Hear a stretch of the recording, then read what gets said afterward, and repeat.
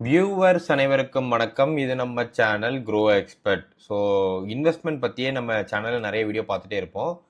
Budget எப்படி பண்ணுறது அப்படிங்கிறது தான் இந்த வீடியோவில் பார்க்க போகிறோம். மந்த்லி பட்ஜெட் எப்படி டிரைவ் பண்ணுறதுன்னு சொல்லிட்டு இங்கே நிறைய பேரோட லட்சிய கனவாக இருக்கிற அந்த 1 கோடி ரூபாய் அடைய வேண்டும் என்றால் இன்வெஸ்ட் பண்ணுறது எவ்வளோக்கு எவ்வளோ முக்கியமோ அதே மாதிரி பட்ஜெட் பண்ணுறதுமே ஈக்குவலி இம்பார்ட்டன்ட். ஸோ நார்மலாக எல்லாரும் சொல்கிற மாதிரி 6 ஜார் மெத்தடு 50-30-20ங்கிற மாதிரி நான் பேசாமல் ஒரு 3 டிஃப்ரெண்ட் மெத்தட் எடுத்துகிட்டு வந்திருக்கேன். பிகினருக்கு, இன்டர்மீடியேட்டுக்கும், எக்ஸ்பர்ட்டுக்கும். ஸோ நீங்கள் எந்த மாதிரியான சேலரி கேட்டகரி பர்சனாக இருக்கீங்க, எந்த மாதிரியான பேண்ட்வித் சம்பாதிக்கிறீங்க அப்படிங்கிறத பொறுத்து இந்த ஜேர்னியை நான் வந்து ஸ்ப்ளிட் பண்ணியிருக்கேன். இது வரைக்கும் நம்ம சேனலை சப்ஸ்கிரைப் பண்ணலை அப்படின்னா personal finance, investment, like personality டெவலப்மெண்ட்டுக்கு நம்ம சேனலை மறக்காமல் சப்ஸ்கிரைப் பண்ணிவிட்டு பெல் ஐக்கான் ப்ரெஸ் பண்ணிடுங்க. ஸோ இப்போ நான் சொல்ல போகிற 3 ஃபண்டமெண்டல் இதுவுமே டெக்ஸ்ட் புக்கில் இருந்து டிரைவ் பண்ண ஒரு விஷயம் கிடையாது. ஒரிஜினலாக ஒர்க் ஆகக்கூடிய ஃப்ரேம் ஒர்க்கே அடிப்படையாக கொண்டு பில்ட் பண்ணப்பட்டது. அண்ட் எல்லாத்தையுமே நான் ஐஎன்ஆருக்கு டிரான்ஸ்லேட் பண்ணி தான் போட்டிருக்கேன். ஸோ ஃபர்ஸ்ட் பாயிண்ட் வந்து டிராஃபிக் லைட் சிஸ்டம். இது வந்து பிகினருக்கும் சிம்பிளாக ஒரு விஷுவல் பேஸ்ட் பண்ணி எப்படி நம்ம பட்ஜெட்டை வந்து கேட்டகரைஸ் பண்ணுறதுங்கிற மாதிரி. Second method tidal. So flexible income இருக்கிற பர்சன், லைக் நான் ஒரு ஆட்டோ ஓட்டுறேன், இல்லை நான் ஒரு மாதிரியான பிஸ்னஸ் பண்ணிட்டு இருக்கேன். அந்த பிஸ்னஸில் எனக்கு சில ஃபிக்ஸ்ட் இன்கம் இருக்கும் அண்ட் அதுக்கு மேலே எனக்கு எவ்வளோ வரும்னு தெரியல, இல்லை நான் ஓட்டி பார்த்தா எனக்கு எக்ஸ்ட்ரா காசு வரும், இந்த மாதிரியான பிஸ்னஸ் இல்லை இந்த மாதிரியான ஜாப்ல இருக்கிறவங்களுக்கு. தேர்டு வந்து ப்ராப்பரான சேலரி ஸ்ட்ரக்சர் வாங்குற ஒரு கொஞ்சம் ஹைலி ஏர்ன் பீப்புளுக்கு எக்ஸ்பர்ட் அண்ட் கேபிட்டல் அலோகேஷன் மெத்தடில் நம்ம இன்னைக்கு பார்க்க போகிறோம். ஸோ பிகினர்ஸ்க்கு ஃபஸ்ட்டு நான் சொல்லக்கூடிய சிம்பிள் மெத்தட் வந்து டிராஃபிக் லைட் சிஸ்டம். இது யார் யூஸ் பண்ணணும்னா, என்கிட்ட எந்த ஒரு பட்ஜெட்டிங் மெத்தடுமே கிடையாது, நான் இப்போ தான் ஸ்டார்ட் பண்ண போகிறேன் அப்படின்னா இந்த மெத்தட் உங்களுக்கு ஒரு ஈஸியான மெத்தடு. க்ரீன்னா கோ, எல்லோனா ஸ்லோ, ரெட்னா ஸ்டாப். ஓகே, ஸோ க்ரீன் இது மட்டும் நீங்கள் மைண்டில் வச்சுக்கோங்க. ரூல்ஸ் பொறுத்த வரைக்கும் ரொம்ப ரொம்ப சிம்பிள். க்ரீன்னா கோ, ஆல்ரெடி வந்து நான் கோ சொல்லியிருக்கோம். ஸோ ஆட்டோமேட் பண்ணிடுங்க. உங்களோட ரெண்ட்டு, பில்ஸு, டிரான்ஸ்போர்ட்டு, இஎம்ஐஸு இந்த மாதிரியான ஐட்டம்ஸ் எல்லாமே மேண்டேட்ரியாக நீங்கள் அந்த மாதம் பே பண்ணி தான் ஆகணும். ஸோ இது எல்லாத்தையும் நீங்கள் ஆட்டோ பே பண்ணிட்டீங்கனாலே முடிந்தது. 60% ஆஃப் யுவர் உங்கள் சேலரி இது எக்ஸிட் பண்ணாமல் பார்த்துக்கோங்க. எக்ஸிட் ஆகுதுன்னா நீங்கள் எங்கே கட் ஆஃப் பண்ணலாம் அப்படிங்கிற மாதிரி டீட்டெயிலாக ஸ்டடி பண்ணிக்கோங்க. இது வந்து நீங்கள் பே பண்ணலாமா வேணாமாங்கிற டிசிஷனை பொறுத்து கிடையாது. ஸோ நீங்கள் வந்து பே பண்ணிடுங்க. செகண்ட் இருக்கிறது yellow light, weekly allowance. So நீங்கள் ஷாப்பிங்கு, டைனிங்கு, ட்ரீட்டு இந்த மாதிரி ஆஸ்பெக்டில் 25% ஆஃப் யுவர் இதை சேலரி நீங்கள் எடுத்து வச்சுட்டு அதை 4 வீக்குக்கு ஸ்ப்ளிட் பண்ணிக்கோங்க. வீக்லி பார்ட்டுன்னு சொல்லணும். ஸோ வீக்லி பார்ட் உங்களுக்கு எம்டி ஆயிடுச்சுன்னா வெயிட் பண்ணிட்டு நெக்ஸ்ட் வீக் வர்ற வரைக்கும் ஸ்லோ டவுன் பண்ணுறது பெட்டர். அண்ட் தேர்டாக இருக்கிறது ரெட் லைட். ஸோ 72 ஹவர் ரூல்னு சொல்லிட்டு ஒரு ரூல் இருக்கு. 15% ஆஃப் யுவர் உங்கள் இன்கம்மை நீங்கள் டைரெக்டாக இன்வெஸ்ட்மெண்ட்டுக்கும் சேவிங்ஸ்க்கும் போட்டு வச்சிடணும். ரெஸ்ட் இருக்கிற காசை வச்சு நான் ஏதாவது ரொம்ப இம்பல்சிவாக ஏதாவது ஒன்று வாங்கலாம் அப்படின்னு ஒரு மைண்ட் செட்டில் இருக்கேன் அப்படின்னா 72 மணி நேரம் கூல் டவுன் பீரியட் விட்டுருங்க. 72 மணி நேரமும் கழித்து உங்களுக்கு அதை கண்டிப்பாக வாங்கி ஆகணும் அப்படிங்கிற ஒரு தாட் இருந்துச்சா மட்டும் நீங்கள் அதுக்குள்ளே என்டர் ஆகுங்க. மோஸ்ட் சயின்டிஃபிக் ஃபேக்ட் என்னன்னா 72 மணி நேரத்தில் உங்கள் கிரேவிங்ஸ் எல்லாமே முடிந்து விடும். ஸோ சேலரி சிமுலேட்டர் பொறுத்த வரைக்கும் நான் ஒரு 30,000 ஏர்ன் பண்ணுற பர்சனாக இருக்கேன் அப்படின்னா க்ரீனுக்கு 18,000 நீங்கள் ஸ்பெண்ட் பண்ண வேண்டும் ஆட்டோபேல. எல்லோ லைஃப் ஸ்டைல் பொறுத்த வரைக்கும் 7,500 இதை 4 வீக்குக்கு ஸ்ப்ளிட் பண்ணி வீக்லி பார்ட் ரெடி பண்ணி வச்சுக்கோங்க. Red save and wait and watch பொறுத்த வரைக்கும் 4,500 ருபீஸ். ஸோ ஒவ்வொரு வீக்குக்குமே உங்கள் வீக்லி அலவன்ஸாக 1,732 ரூபா மட்டும்தான் நீங்கள் ஸ்பெண்டே பண்ணும். அதை தாண்டி எக்ஸ்ட்ரா ஸ்பெண்ட் பண்ண வேண்டாம். இதுதான் ஒரு முக்கியமான கருத்து. ஆட்டோ சேவாக நீங்கள் ஒரு 4,500 ருபீஸ் கிட்ட நீங்கள் ஆட்டோ சேவ் பண்ணி வச்சிடணும். ஸோ இதுவுமே ஒரு முக்கியமான ஆஸ்பெக்ட் ஆஃப் திஸ் ரூல். ஏன் இந்த ரூல் ஒர்க் ஆகும்னா இதில் எந்த ஒரு நம்பர்ஸோ காம்ப்ளெக்ஸான லாஜிக் பற்றி நம்ம பேசவே இல்லை. ரெட், அதாவது ஸ்டாப் பண்ணி கொஞ்சம் யோசிங்க. 72 ஹவர்ஸ் ரூல் வந்து ஆட்டோமேட்டிக்காக நீங்கள் ஒரு 2-3 மந்த்ஸ் செட் பண்ணிட்டீங்கன்னா உங்கள் மைண்ட் அதுக்கு ஏற்றாப்புல செட் ஆயிரும். இன்டர்மீடியட்டாக இருக்கிறவங்களுக்கு நான் சொல்ல வர ரூல் என்னன்னா இந்த tidal method.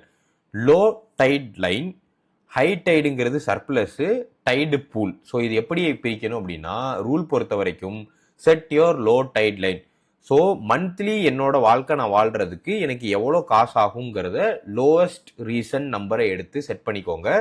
Fill the tide pool first. So பேசிக்காக 40% ஆஃப் மை சர்ப்ளஸ் இருக்கிறது, அதாவது எனக்கு அந்த லோ டைட் போக எனக்கு மேலே வர காசுல 40% நான் எடுத்து லோ டைடுக்கு நான் அக்யூமுலேட் பண்ணிட்டே வரணும். அதாவது 3 மாசம் எனக்கு அந்த லோ டைடுக்கான காசு வரலனா கூட நான் வெளியே கடன் வாங்காம என்னால சமாளிக்க முடியுங்கிற காசை நம்ம அக்யூமுலேட் பண்ணணும். High tide wealth build. So இது பேசிக்கா அதுக்கு மேல எனக்கு வர்ற காசு, அதாவது என்னோட லோ டைட, அதாவது பூல நான் ஃபில் பண்ணி போக எனக்கு மேல வர்ற காசுல 55%ல உங்களோட இன்வெஸ்ட்மெண்ட்டை ஸ்டார்ட் பண்ணுங்க. 45% உங்க கோலுக்கும் ஜாய்க்கும் ஸ்பெண்ட் பண்ணுங்க.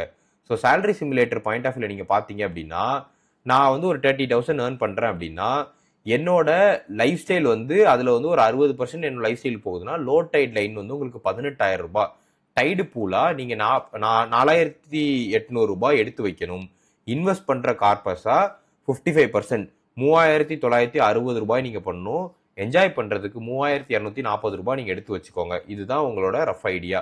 இது ஏன் ஒர்க் அவுட் ஆகும் அப்படின்னா, உங்களுக்கு ஆல்ரெடி உங்க மந்த்லி எக்ஸ்பென்ஸுக்கு எவ்வளவு ஆகுதுங்கிற கிளியர் கட் நம்பர்ஸ் உங்களுக்கு தெரிஞ்சிருக்கும். லைஃப் ஸ்டைல் கிரீப் நீங்க பண்ண மாட்டீங்க. எக்ஸ்ட்ரா காசு வந்துச்சுன்னா அதை கொண்டு போய் லைஃப் ஸ்டைல் சேஞ்ச் பண்றதை விட்டுட்டு அதை எப்படி ஸ்ட்ராட்டஜிக்கலா இன்வெஸ்ட் பண்ணுங்கிறத உங்க மைண்ட் வந்து ஆட்டோமேட்டிக்கா திங்க் பண்ண ஆரம்பிச்சிடும். ஒரே ஒரு டிசிஷன் பத்தி தான் நீங்க ஒரே பண்ணணும். அந்த ஒரு டிசிஷன் என்னன்னா, சர்ப்ளஸா வர்ற காசை கொண்டு போய் எங்க நம்ம வந்து இன்வெஸ்ட் பண்ண போறோம் அப்படிங்கிறது மட்டும்தான். ஆல்ரெடி ஸ்பெண்டிங்க்கு நீங்க ஃபிக்ஸ் ஆயிருந்திருப்பீங்க. ஃபைனலா நாம பார்க்க போறது எக்ஸ்பர்ட் மெத்தட். ஸோ இது வந்து உங்களோட சேலரியை நீங்க வந்து ஒரு போர்ட்ஃபோலியோ, ஒரு பிசினஸ் மாதிரி நினைச்சு ரன் பண்ணணும். ஆப்ரேட்டிங் எக்ஸ்பென்ஸ் எடுத்து வைக்கணும், டிஃபென்சிவ் ரிசர்வ் எடுத்து வைக்கணும், growth கேபிட்டலும் லயபிலிட்டியும் நீங்க எடுத்து வைக்க வேண்டும். ரூல் பொறுத்த வரைக்கும் ரொம்ப சிம்பிள். 45% ஆஃப் யுவர் சேலரியை ஆப்ரேட்டிங் எக்ஸ்பென்ஸா எடுத்து வச்சிருங்க. டிஃபென்சிவ் ரிசர்வா 10% ஆஃப் யுவர் சேலரி நீங்க எடுத்து வச்சிடணும்.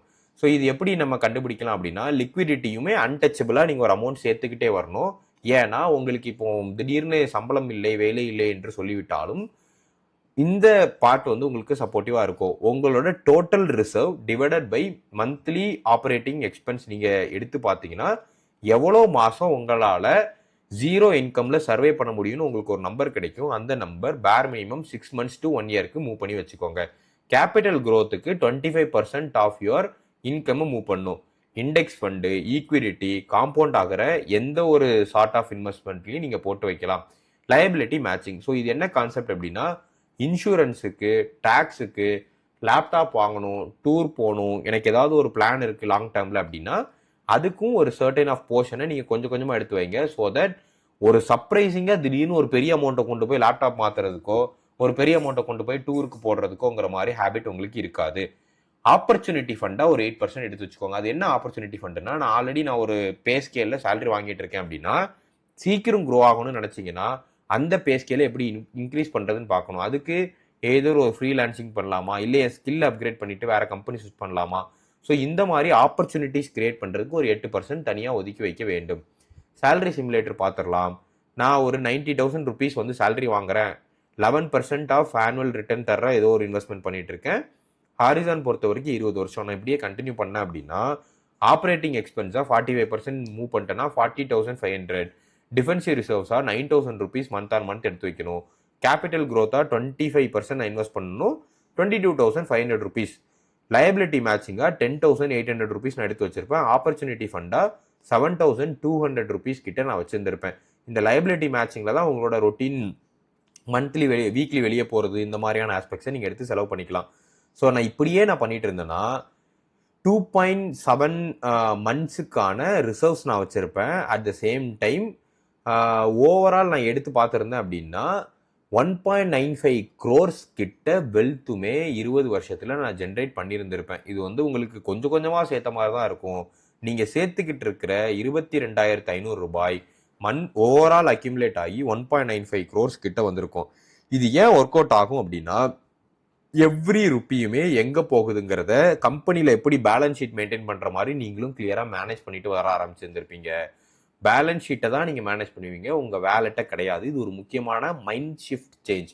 ஆப்பர்ச்சுனிட்டி ஃபண்ட் வந்து நீங்க கிரியேட் பண்ணிட்டே வருவீங்க. ஸோ ஆப்பர்ச்சுனிட்டி ஃபண்ட் வந்து உங்க மைண்டை வந்து நெக்ஸ்ட் இன்கம் ஸ்ட்ரீமுக்கு எப்படி எடுத்துட்டு போறோம், நெக்ஸ்ட் நம்ம சேலரி எப்படி ரைஸ் பண்ண போறோங்கிற மாதிரி தாட் ப்ராசஸ்க்கு எடுத்துட்டு வந்துடும்.